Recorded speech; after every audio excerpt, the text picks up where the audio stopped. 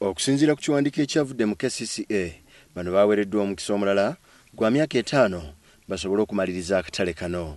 Ssentebe w'akatale Robert Kisembo Kasolo agamba nti ebbanga eryaweebwa KCCA libadde liggwako mwezi guno, nga kale kino kyakubayamba okunoonya ensimbi ezigenda okumaliza ekitundu ekirala.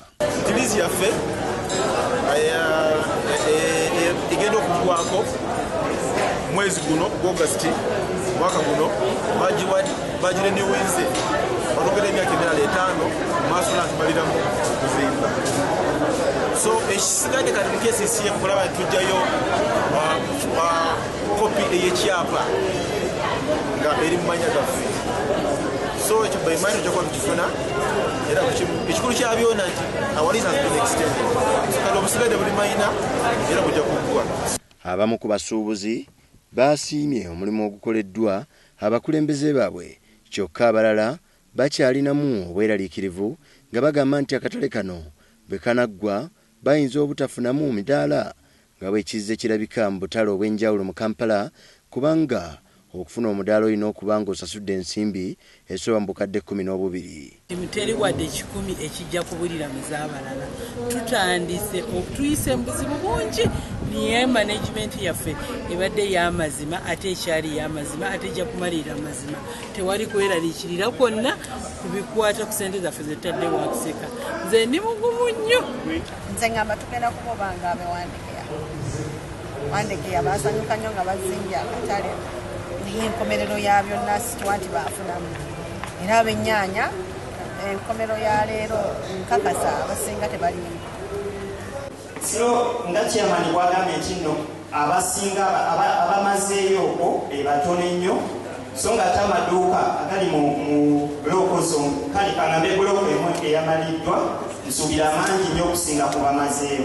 Watya nga chairman n'abatannamalayo ku November obalese ne bafuna allocations naye n'obawa obudde certificates zino n'otozibawa ez'obwannannyini n'obawa obudde nti singa wanayite oba emyezi bwekiti nga tokoze topapuyo certificate yo tetugenda gikuwa edduuka tulifuniremu omulala.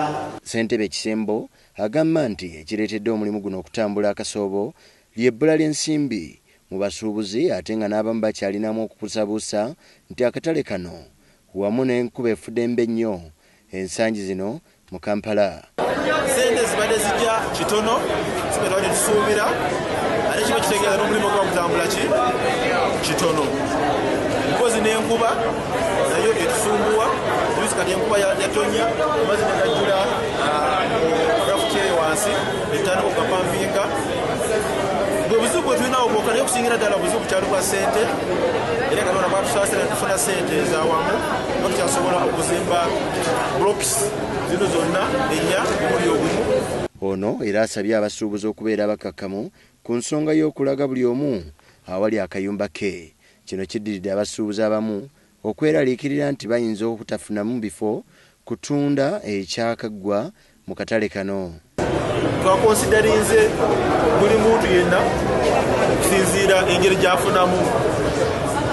Waggulu ku second floor tulinako emidaala ndowooza gigenda kuba gitandikira ku mita 3 squared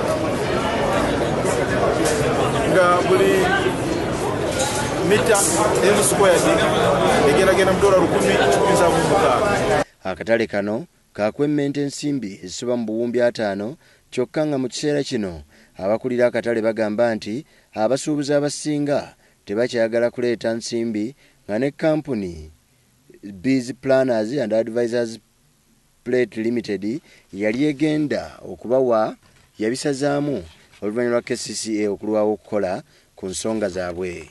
Alipoota eno yattenywa Isaac, Radio BS TV mu Kampala.